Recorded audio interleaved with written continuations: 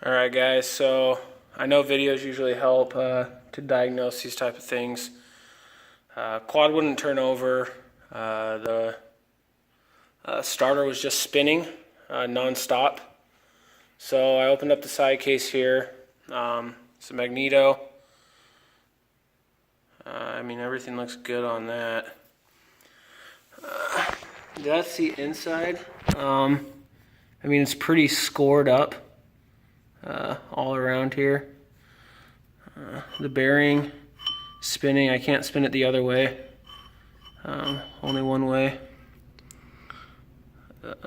I mean, that's really about it. So if you guys have any suggestions or what this scoring is from, definitely appreciate it, or if that scoring is normal, and then go from there. I mean, there is some, I don't really know what that is, bit of rubber.